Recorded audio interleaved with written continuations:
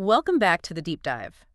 Today feels a little different, doesn't it? It really does. Usually we are tearing through articles on AI or history or some complex scientific phenomenon, trying to get to the bottom of the universe's mysteries. Right. But today we are turning the lens on the very tool we use to communicate all of those ideas. We're talking about the English language itself. Exactly. And this isn't just a grab bag of random words. We're looking at a very specific set of 30 idioms and phrasal verbs, specifically from Vocab Set 89, that constitute what I like to call the glue of fluent conversation. The glue, I like that. Yeah, these are the phrases that native speakers use unconsciously, but when a learner misses them, the conversation can feel a bit stiff. Exactly. And that's why we're calling this our masterclass session. The goal here isn't just to skim the surface so you recognize these phrases when you hear them. No, not at all. We want to help you, the listener, deeply internalize them.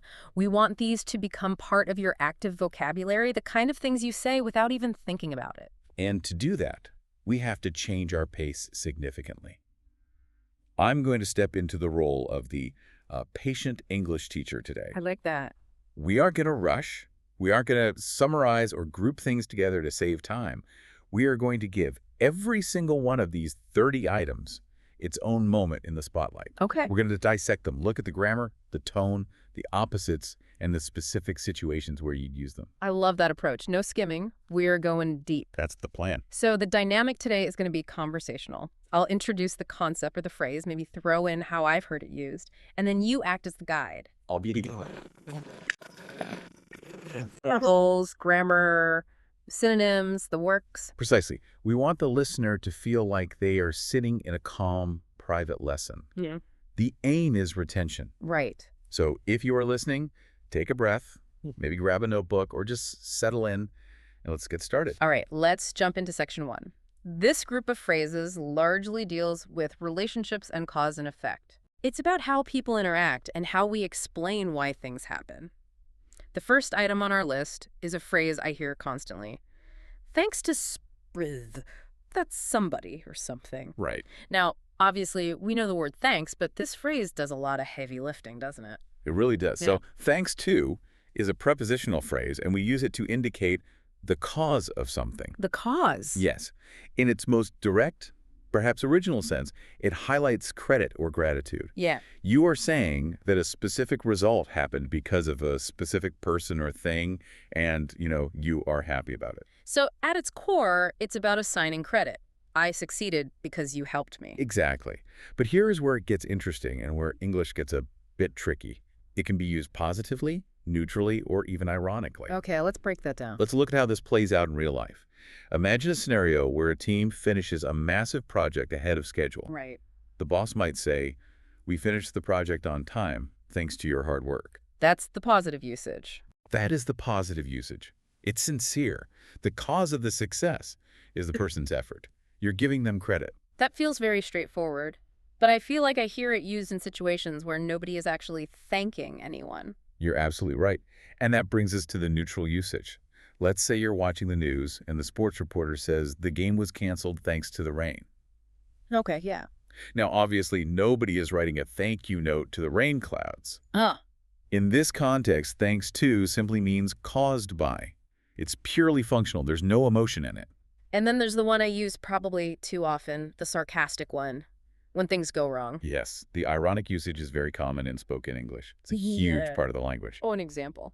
Imagine you follow a friend's advice on a shortcut, and you end up in a traffic jam that lasts 3 hours. Oh, no. You might turn to them and say, "Well, thanks to your bad advice, we are now completely lost." Right. And you are definitely not grateful there. Not at all.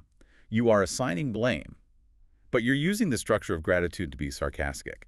It adds a little sting to the statement. It really does. It's much more biting than just saying, because of your advice. It is. It has an edge.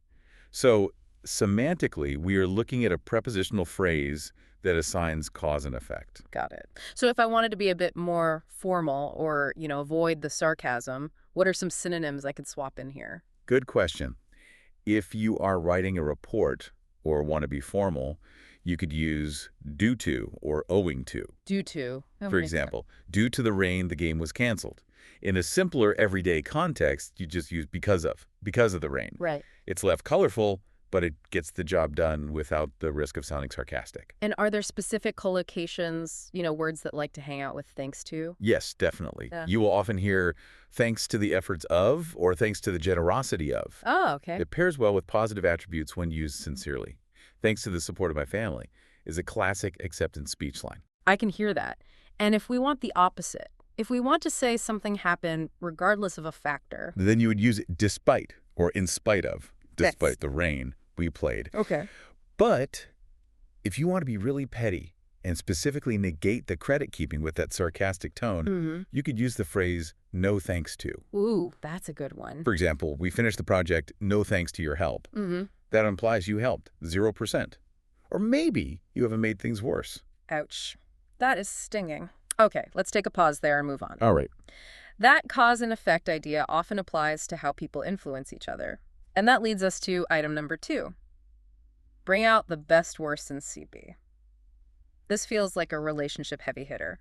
This is a beautiful verb phrase. It really is. It explains how people, environments, or situations can influence someone's character or performance. Right. It implies that we aren't static beings. Different contexts reveal or bring out different parts of our personality. So it's all about influence. Let's hear it in action. I assume this is often used in romantic contexts. Very often. Let's look at a positive influence.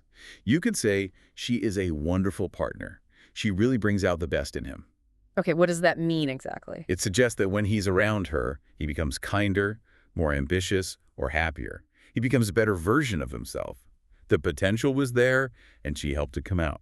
And the negative, I feel like we all have that one friend or situation that turns us into monsters. Exactly. You might say, high-pressure environments bring out the worst in me. I can relate to that. It means I become irritable, anxious, or unkind when I am stressed. It's an admission that the environment changes your behavior for the worse. And maybe a neutral or situational one?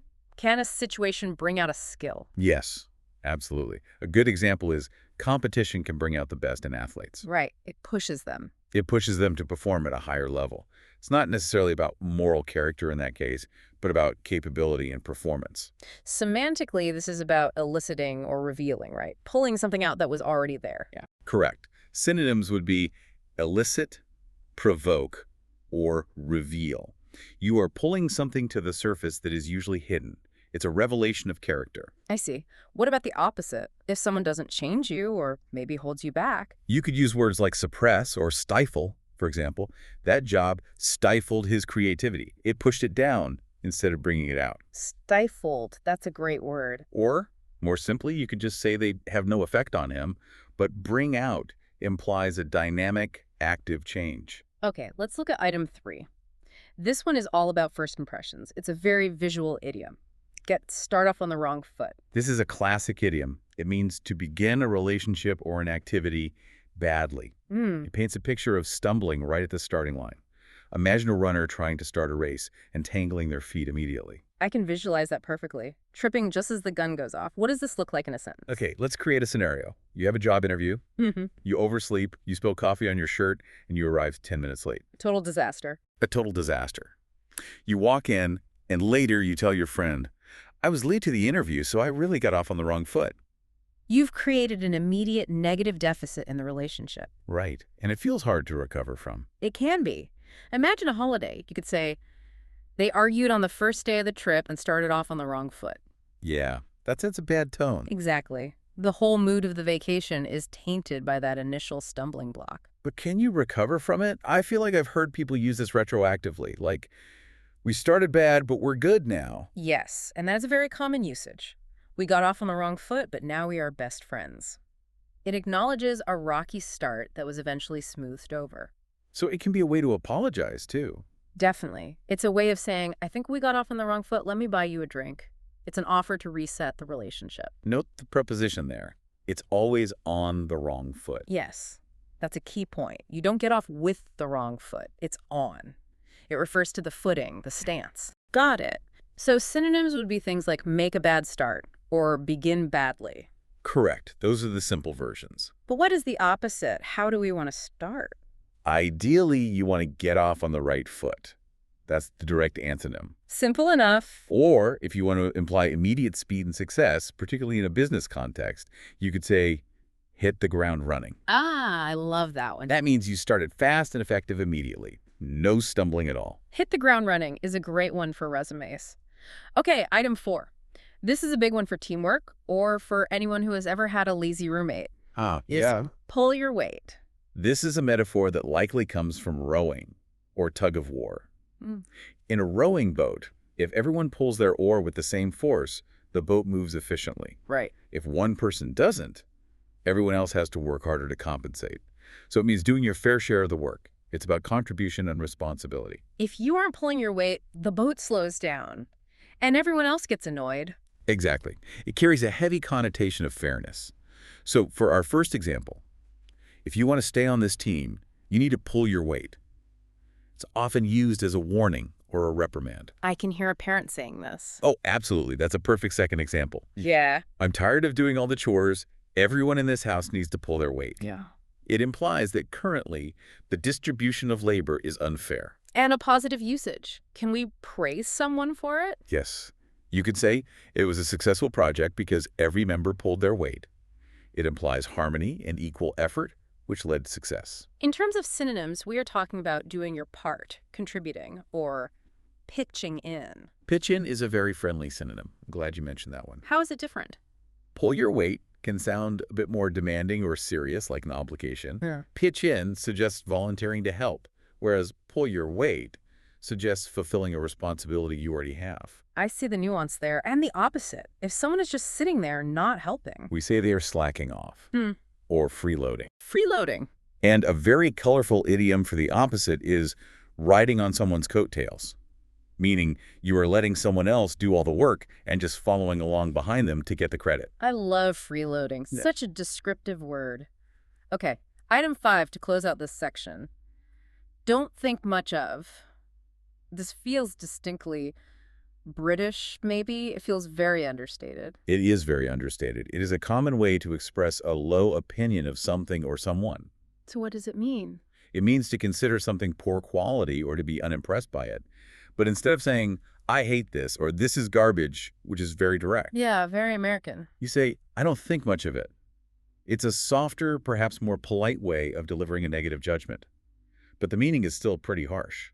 It sounds dismissive, like it's not even worth your thought. That's a perfect way to put it. It is dismissive. Let's look at examples. Imagine you go to a highly rated restaurant, but the food is cold and bland. You might say later, I went to that new restaurant, but I didn't think much of the food. So you're not screaming, but you are making your point. Exactly. Example 2. My boss doesn't think much of the new marketing plan. That implies the boss thinks the plan is weak or unlikely to succeed. And can we apply it to people? Yes, but you need to be careful because it is quite insulting. I don't think much of him as a leader. Oof. You are saying he is not competent. You are questioning his ability in a very final way. Right. So synonyms here would be unimpressed by, underrate, or simply dislike. Those work. And the collocations often involve chances or abilities. I don't think much of his chances, meaning I don't think he will win. And the opposite is very direct. Yes. The opposite would be think highly of, or even stronger, I think the world of him, or I rate him highly. Those express deep admiration. All right, let's take a breath. That was relationships and causes. We've covered how we blame, how we influence, how we start, how we work, and how we judge. A lot to cover. Now, we're shifting gears. We're going inside the brain. Section 2 is all about cognitive processes, how we think. This is a fascinating set of vocabulary because it allows us to describe the invisible movements of our minds. Thinking isn't just one action. It's a complex process of planning, deciding, and reflecting. Let's start with item 6. Think ahead. This sounds like what financial advisors are always telling me to do. It is indeed. This is a phrasal verb meaning to plan for the future or consider future consequences. It's about projection. It's the ability to see beyond the current moment. Right, not just living in the now. Exactly. Our first example. If you want to retire early, you need to think ahead and save money. You have to visualize the future need and act now to prepare for it. It applies to strategy too, right? Like in games. Perfectly. A great second example is the chess player thought ahead 5 moves to trap her opponent. If you don't think ahead in chess, you lose. And even mundane things. Now, of course. When packing for the hike, think ahead about the weather changes. Don't just look at the sky now. Consider what it will look like in 4 hours. That's thinking ahead. So the semantic field here is planning and foresight. Synonyms would be anticipate, plan, or look ahead. Anticipate is a very strong synonym here. It implies expecting something specific to happen and preparing for it. And the opposite, what if you don't think ahead? The opposite would be to act impulsively, or, in a negative context, to live in the moment, which can be good, but if you do it too much, you aren't thinking ahead. You're being short-sighted. Item 7 is a skill we all hope to have, and we all hope our children have. Think for yourself. Yes. This means forming your own opinions rather than just accepting what others tell you. It is about intellectual independence. Right. It's resisting the pressure to conform. Critical thinking, standing on your own 2 feet, mentally. Yes. Our first example. Teachers should encourage students to think for themselves, not just memorize facts. Yeah. We want them to process information, not just repeat it. That's so important. It comes up a lot in peer pressure situations, too. Definitely. A parent might say, don't just do what your friends do. You need to think for yourself. It's an appeal to personal agency. And in the age of misinformation, it feels more relevant than ever. It is. So a third example could be, he reads news from multiple sources because he likes to think for himself. He doesn't want to be spoon-fed an opinion. Synonyms for this: be independent, make your own decisions. Exactly. And the opposites are quite vivid in English. Like what? Follow the herd. Be a sheep. Conform. Be a sheep is the ultimate insult to someone who doesn't think for themselves. It really is. Okay, moving to item 8. Sometimes thinking alone isn't enough. You need to vocalize it. Talk it over or talk it through. These are very similar but have a slight nuance. Both mean to discuss a problem or plan thoroughly. Okay, what's the nuance? Talk it over generally means to discuss it, to reach a conclusion or shared understanding. Talk it through implies a step-by-step processing of the issue, almost like walking through a maze together. Okay, let's see the examples to clarify that. Example 1 for talk it over. Before accepting the job, I need to talk it over with my partner. So consult them. Yes, I need to consult them. We need to look at the pros and cons together to make a joint decision. And talk it through. For talk it through, imagine saying, we have a complex problem, let's sit down and talk it through. This implies dissecting it piece by piece. Like step by step. Exactly. First this happened, then this. How do we fix part A, then part B? It's therapeutic too, I think. It can be. That's a great third example. If you are upset, it helps to talk it over with a friend. Just getting the words out helps organize the thoughts. So the synonyms here are discuss, hash out, or debate. Hash out is a great informal synonym for resolving a conflict or a complicated plan through talk. Like, let's hash out the details. Precisely. And the opposite. What's the opposite of talking it over? It would be bottling it up. Yeah. Keeping your feelings inside. Or, in a decision context, deciding unilaterally, meaning deciding alone without discussion. Item 9 connects back to not thinking ahead. It is the phrase, on the spur of the moment. I love this phrase. It creates such a dynamic image. It's an adverbial phrase meaning doing something suddenly, without previous planning. A spark of action. Exactly. It's like a cowboy digging his spurs into a horse to make it run instantly. That's where the image comes from. Spontaneity. Exactly. Example 1. We didn't plan the vacation. We just left on the spur of the moment. You woke up and said, let's go. But it can be negative too, right? Impulse decisions. Definitely. For example, he bought that expensive watch on the spur of the moment and now regrets it. Impulse buying is a classic spur-of-the-moment activity. And a third example. A more whimsical one. On the spur of the moment, she decided to dye her hair pink. A sudden, unplanned change. So the synonyms are impulsively, spontaneously, on a whim. On a whim is very close. It suggests a light, sudden desire. Spur of the moment can feel a bit more energetic or sudden. And the opposite would be pre-planned, deliberate, or calculated. Calculated suggests deep, careful planning, the exact opposite of a spur-of-the-moment decision. Item 10 is the result of thinking. After you've thought ahead or talked it over, eventually you have to make up your mind. Simply put, this means to reach a decision. It suggests a process of wavering or indecision that has now ended. You have constructed or made up your resolve. Right. Stop oscillating and choose. Yes. Example 1. I can't make up my mind between the pizza or the pasta. This is the classic restaurant dilemma we all face. It implies a finality, doesn't it? It does. For a more serious example, she finally made up her mind to move to London. The thinking period is over. The decision is made. And it's often used as an imperative, right, when someone is taking too long. Yes, exactly. Come on, we don't have all day. Make up your mind. It expresses impatience. So the clear synonyms are decide, choose, determine. Yes. And the opposites are great idioms too. Dither, hesitate, or sit on the fence. Sitting on the fence. That's a fantastic idiom for being unable or unwilling to choose a side in an argument or decision. Okay. Item 11 refers to the quality of thought. Sometimes the brain isn't working right. The phrase is think straight. This means to think clearly and logically. But what's interesting is that we almost always use this in the negative context. How so? We use it when we can't think straight because of emotion, noise, fatigue, or stress. That's a good point. You rarely say, I'm thinking straight today. You only notice it when you aren't. Right. Example 1, turn down the music, it's so loud I can't think straight. The sensory overload is blocking your logic. Panic does it too. Absolutely. He was so panicked during the fire alarm that he couldn't think straight. His brain was scrambled by fear. And just plain tiredness. I'm too tired to think straight. I'll finish this work tomorrow. We've all been there. Your brain just feels fuzzy. So the semantic field is mental clarity. The synonyms are things like focus, concentrate, be coherent. Yes. And the opposites would be confused, disoriented, or muddled. Item 12 suggests caution. Before you make up your mind, you should probably think twice. This means to consider something carefully before doing it, usually because you see a potential danger or downside. It's a hesitation mechanism. It's like your brain is telling you to pause. Exactly. It implies looking at the consequences again before acting. It's the yellow traffic light of the brain. Wait, look again. That's a perfect analogy. Example 1. The icy roads made me think twice about driving tonight. I was going to drive, but the new information, the ice, made me reconsider. It works for money, too. It does. That expensive price tag made him think twice about buying the jacket.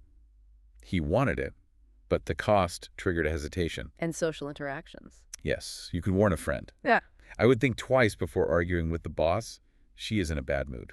It's a piece of advice to be cautious. The synonyms here are pretty clear. Reconsider, hesitate, weigh the pros and cons. And the opposites are very action-oriented. Jump in feet first or act rashly. And the final item in this cognitive section, item 13, think back to stuff. This is all about memory. It means to recall a past event or time. It often carries a tone of reflection or nostalgia. So you're projecting your mind into the past. Exactly. You're looking in the rearview mirror of your life. Example 1. When I think back to my childhood, I remember long summers. It's a gentle, pleasant recall. Sometimes it's an effort, though. It can be. I'm trying to think back to where I left my keys. You are actively retracing your mental steps to find a lost piece of information. And in education, a teacher might use it. Yes, definitely. A teacher could say, think back to the last lesson. Do you remember this rule? It's a prompt to access prior knowledge. And we should note the preposition, think back to. Yes, you think back to a time or an event. The synonyms are recall, remember, reminisce. And the opposite is simple enough. The opposite is look forward or anticipate. Thinking back versus looking ahead. Exactly. Okay, another deep breath. We are halfway through the list. We've done relationships, we've done thinking. Now, section 3, learning and capability. This is about how we acquire skills and how good we are at them.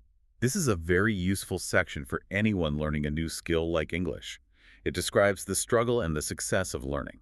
Let's start with item 14. Take slough in.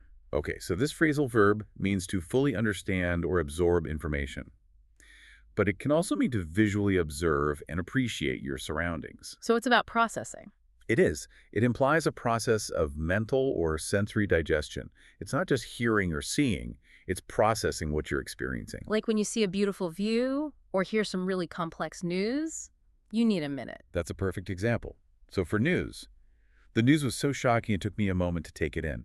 My brain needed time to catch up with the information. And the visual one. We sat on the bench just taking in the sunset. We weren't doing anything, just absorbing the beauty. And for learning, in a classroom setting. You might hear students say, the lecture was very fast, I couldn't take it all in.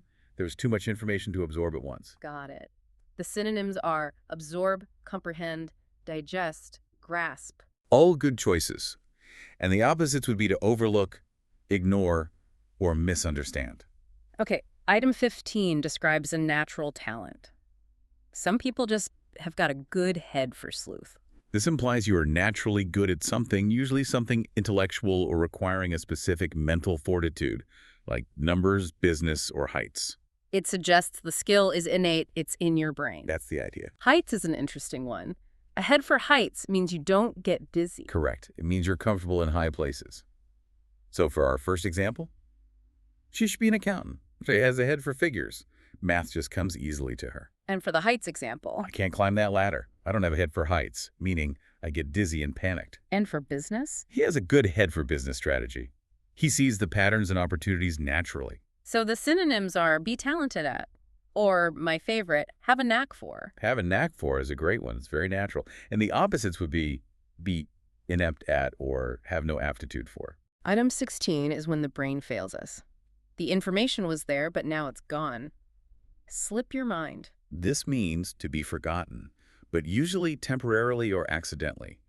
It's a gentle, polite way of admitting a memory lapse. It's like the information was slippery.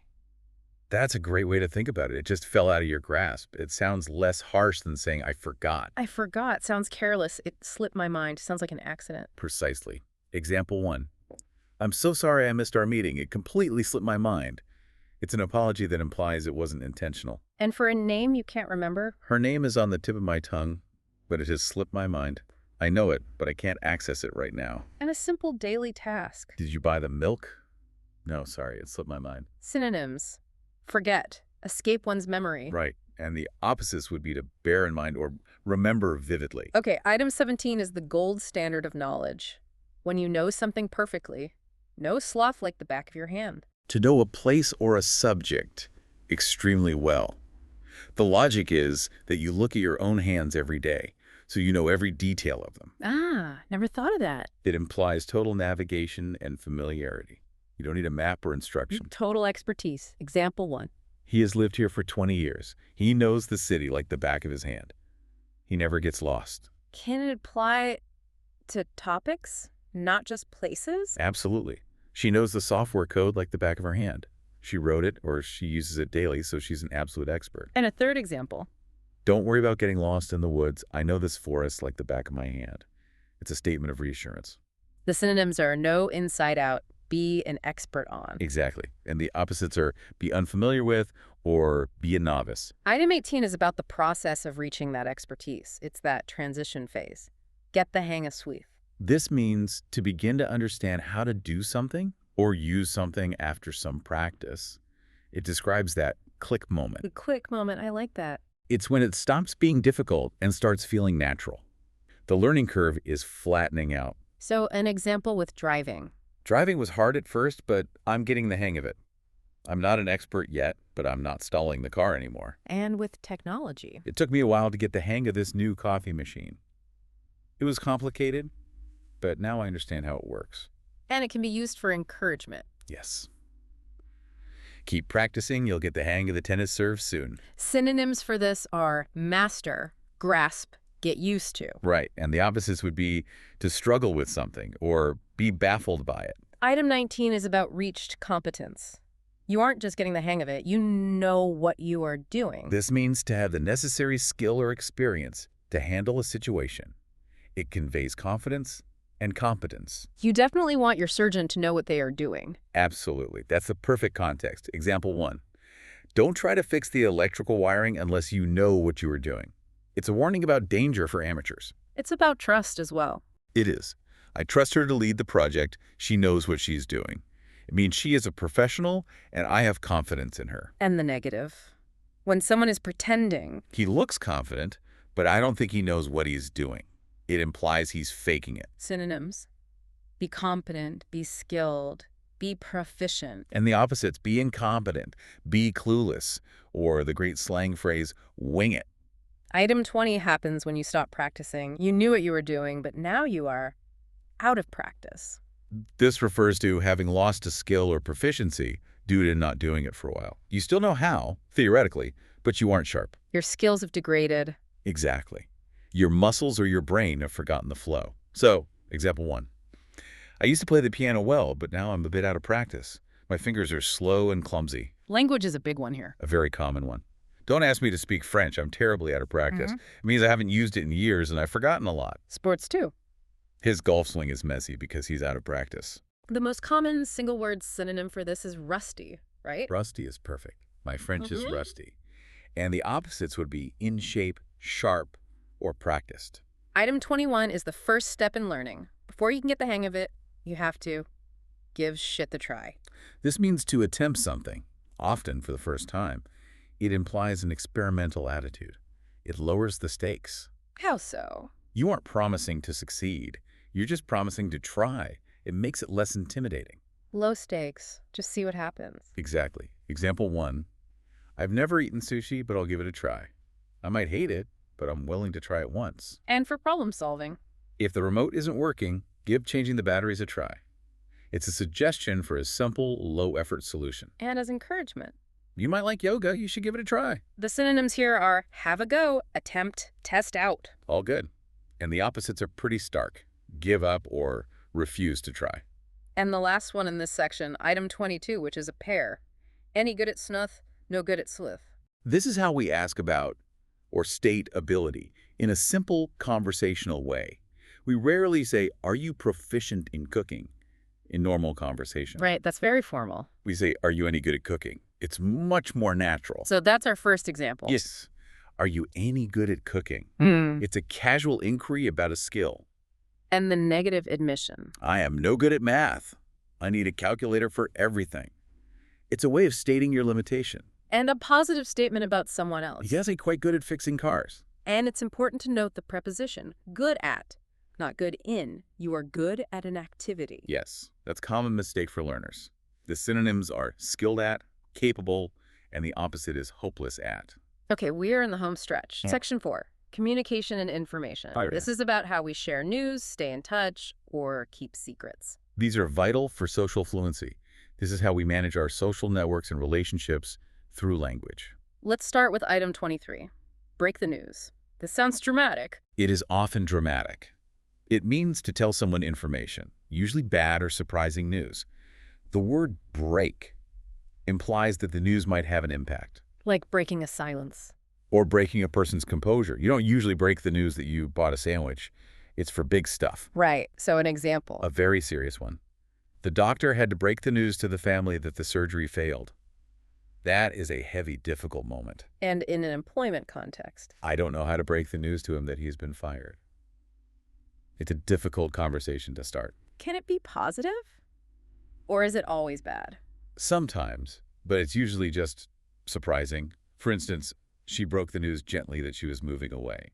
It's not tragic, but it's a big, surprising change. The synonyms are inform, reveal, announce. Correct. And the opposites are to withhold information or keep something secret. Item 24 is a logistical one. Sometimes it's hard to communicate because you can't find the person. Get hold of sub. This means to manage to contact someone, usually by phone, or to find them. It implies a bit of effort or difficulty. So it's not just dialing a number. No, it's the success of connecting. It implies a chase. Okay, an example. I've been calling all day, but I can't get hold of him. It means he isn't picking up his phone. And in emergency situations. If you have a leak, you need to get hold of a plumber immediately. You need to find one who is available and answers their phone. And a third one. You might ask someone, where were you? I couldn't get hold of you all weekend. It's a light complaint. The synonyms are reach, contact, communicate with. Yes, and the opposites would be to lose touch or be unable to reach. Item 25 is the passive side of contact. You aren't calling. You are waiting to hear from SPA. This means to receive communication from someone, a letter, a call, an email. It focuses on the incoming message, not the outgoing one. You are waiting for the notification, the ping. Exactly. Example 1. I haven't heard from my brother in months. It implies a lack of contact and maybe some worry. And job applications. A very common one. Your friend asks, did you hear from the job you applied for? Meaning, did they call you back with a decision? And a positive one. It's always nice to hear from old friends. The synonym is basically receive news from. Yes. And the opposites are lose contact or just silence. Item 26 is an active action. You pick up the phone and give SPA a ring or gives Bob a call. This means to telephone someone. Give someone a ring is a bit more British or old-fashioned. referring to the ringing of the old telephone bell. But still widely used. Oh yeah, very friendly. Give someone a call is universal. It sounds more casual than I will telephone you. I'll call you. Can sound serious. I'll give you a ring. Sounds light. That's a great distinction. So example 1, I'll give you a ring when I land at the airport. It's just a quick check-in call. Another one. Give your mother a call. It's her birthday. It's a reminder to make contact. And a business one. If you have questions, just give the office a ring. Synonyms. Phone, call, dial. Right. And the opposites, I suppose, would be to hang up or ignore a call. Item 27 is the written version of that. Drops SB a line. This means to send a short note, email, or message. It comes from the idea of dropping a fishing line into the water or perhaps dropping a letter in the mailbox. It implies it's short and informal. Exactly. You aren't writing a novel. You're just dropping a line to make contact. Like a quick update. Yes. Example 1. Drop me a line when you get to Paris so I know you are safe. A simple text message is perfect for that. Example 2. I'll drop him a line to see if he wants to have lunch. A quick informal invitation. Example 3. He dropped me a line to say he was running late. Again, a quick informal piece of information. The synonyms are write to, send a note. Perfect. Okay, let's move to item 28, which is about silence. Keep quiet about stuff. This means to not tell anyone about something, to maintain secrecy. It can be for a good reason, like a surprise, or a bad reason, like a cover-up. Zip your lips. That's the idea. So for a good reason. We are planning a surprise party, so keep quiet about it. Don't ruin the surprise. And for corporate secrets. The company kept quiet about the merger until it was finalized. They didn't want the news to leak out. And for personal privacy. She decided to keep quiet about her illness. She didn't want people to know and treat her differently. The synonyms here are stay silent or hush up. And the opposites are fun idioms. Reveal, blab, or, my favorite, spill the beans. So the beans is great. Okay, item 29 describes widely held facts. When you don't keep quiet, eventually things can be common knowledge. This means something's known by most people. It isn't a secret anymore. It belongs to the public domain of information. It's out there. Everyone knows. Right. Example 1. It is common knowledge that smoking is bad for your health. You don't need a doctor to tell you that anymore. It can be used for gossip. Oh, yes. The scandal became common knowledge within days. Everyone in town knew about it. And for misconceptions, too. Sure, you might say, I thought it was common knowledge that the Earth is round, but apparently he didn't know. The synonyms are well-known, publicly known. Yes, and the opposites are secret, confidential, or obscure. And finally, item 30, the last one. The opposite of common knowledge. To keep SWIB in the dark. To deliberately not inform someone about something. It's the visual opposite of enlightening someone. You are leaving them in the darkness of ignorance. This often implies deception or exclusion. It feels manipulative. It usually does. It's rarely a positive thing. Example 1. They kept the employees in the dark about the upcoming layoffs. They didn't tell them until the last minute. And in relationship secrets, A person might plead, don't keep me in the dark, tell me what is going on. It's a request for the truth. and governments. A classic one. The government was accused of keeping the public in the dark about the real reasons for the war. The synonyms would be hide from, withhold, keep ignorant. Exactly. And the opposites are very positive. To inform, to keep in the loop, or to enlighten. Wow. We did it.